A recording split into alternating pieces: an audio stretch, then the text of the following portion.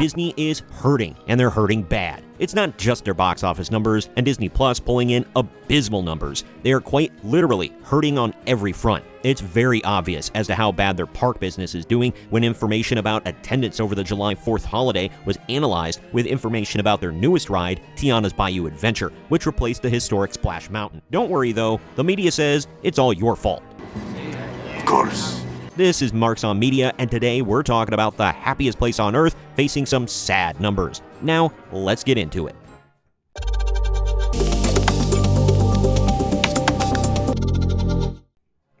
For anyone familiar with any theme parks, not just Disney World and Disneyland, you'll know that the holidays are a big time for them, especially if it's a warm weather holiday that generally involves a lot of family travel. That's why the news out of Disney World is particularly worrisome for the House of Mouse. We're sticking with articles from that park place throughout this one. Walt Disney World deserted for 4th of July celebrations. This year's 4th of July celebration at Walt Disney World was a stark contrast to previous years, with surprisingly low crowds and wait times. The Magic Kingdom and Epcot, typically hotspots for patriotic celebrations, were instead eerily empty, with some attractions having no wait at all. Jesus Christ! That includes attractions that have peaked at 3 to 4 hour queues in the past, now barely hitting 1 hour. Even popular rides like Kilimanjaro Safaris and Star Wars Rise of the Resistance had short wait times ranging from 15 to 45 minutes.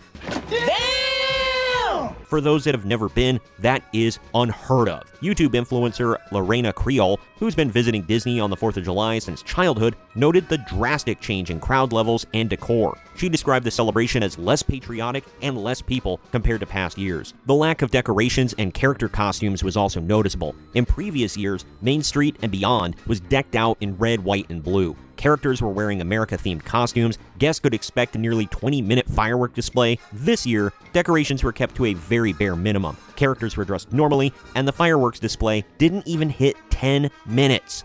The worst! Some have attributed the decline in attendance to Disney's rising prices, while others have cited the company's shift towards woke ideology as a reason for families choosing to spend their summer vacation elsewhere. Well, if it isn't the consequences of my own actions. I think you can't mention one without the other, though. Some people who, in the past, may have forgiven some of the company's more radical political views because, well, it's Disney, are looking at their bank accounts and realizing that they just don't have that extra money to waste on companies that openly hate and antagonize them. This guy gets it! Speaking of Disney not appreciating its loyal customers, that leads us neatly along into this. Walt Disney World announces good-to-go pass holder days for July amid low park attendance. As I mentioned earlier, the summer is typically the busiest season at Walt Disney World Resort, with families flocking to the parks while school is out. However, this year has seen a significant decline in attendance. Not good. Believe me, not good. Leading Disney to release good-to-go days for annual pass holders, which allows them to enter the parks without a reservation. This has shocked the pass holder community, who were not expecting these days until the slower months of September. I'm shocked. They've been blacked out since May. Disney has removed perks for annual pass holders, such as complimentary bus service and free Fast Pass, replacing them with paid services like Genie Plus and Lightning Lane. This guy! Additionally, resort guests are now charged for in-room maid service, which was previously included. Go yourself! With no plans to reverse these changes, it's unclear when attendance will return to normal levels at Walt Disney World, if they ever do. You would think that Disney would want to keep their most loyal customers happy and taken care of. Nope. But instead, they're making sure that they're taken advantage of as the Mouse House bilks them for every dollar they're worth. Here comes the money! Here we go. Money talk. Here comes the money! Finally, the media is piling on and making everything worse for Disney. They replaced the classic, beloved Splash Mountain ride because of racism with an attraction based on The Princess and the Frog. Cool. So far, it's been marred with issues since opening, and no one even cares to ride it. But is it Disney's fault? Is it just a slow start? Nope. Somehow, it's the fault of the left's favorite boogeyman, white Christians. What we need to do now is get focused and stop pointing fingers. You're a problem. You're a real problem. Media blames the failure of Tiana's Bayou Adventure on Christians. One of the dumbest statements of all time. Mark Pinsky, a urinalist at The Hill, has written an article blaming the poor reception of Tiana's Bayou Adventure on the fact that it is too accommodating to Christians. What? Bro, what are you talking about, man? Because, if there's one group of people that Disney loves to accommodate with their pride celebrations, injecting queerness everywhere in their shows and films, and now apparently requesting that actors who play Ariel and Eric in their Little Mermaid stage play are trans, it's Christians. So that was a f***ing lie. He claims that Disney removed elements from the ride that might have offended Christians, such as voodoo, and replaced them with more sanitized content. It's false. No way. Not this time. We created it. No, it's totally made up. Pure fiction. However, many have pointed out that this theory doesn't add up, as Disney has been increasingly open about its support for LGBTQ, LMNOP, plus minus divided by sign rights, and has not shown any sign of avoiding controversy or pandering to conservative Christians, as I just mentioned. I've been reviewing your work. Quite frankly, it stinks. Also, why aren't religious Muslims talked about here, or religious Jews? I'm Jewish. None of them support the use of voodoo either, but no, it's Christians. Go yourself. Is that clear?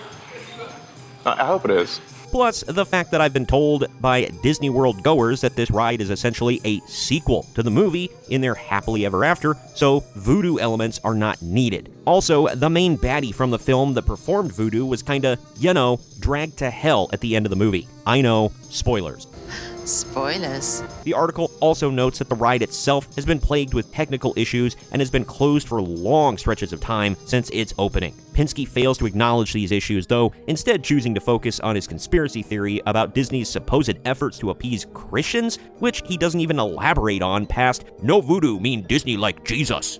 Sheer hubris. Additionally, the article highlights several examples of Disney's recent efforts to promote diversity and inclusion, including its support for Pride Month and its depiction of pagan religions in various properties. So basically, this turd is virtue signaling and rage baiting about a non-existent problem rather than addressing legitimate issues with the ride itself. You're wrong and I hate you. Just to wrap up, Disney is reaping what they've sowed for years, giving parents and anyone who isn't a far-left wacko the middle finger, on top of constantly raising their prices and giving people no extra value to show for it. It's true. Bottom line, their Donald Duck is cooked. That's some pretty dark stuff. Comment with your thoughts on this. Do you still like and support Disney? Have you been to a Disney park or resort lately? What was that experience like? Was it even worth the price? Are you planning to go anytime soon? Do you have any particular complaints I didn't mention? Let me know down in the comments section. As always, the links to the articles I covered can be found in the video description. Also, please share this video around to everyone you know, and don't forget to like the video, subscribe to the channel, and click that little bell to be notified every time we post brand new content. This has been Marks on Media, and we'll see you next time.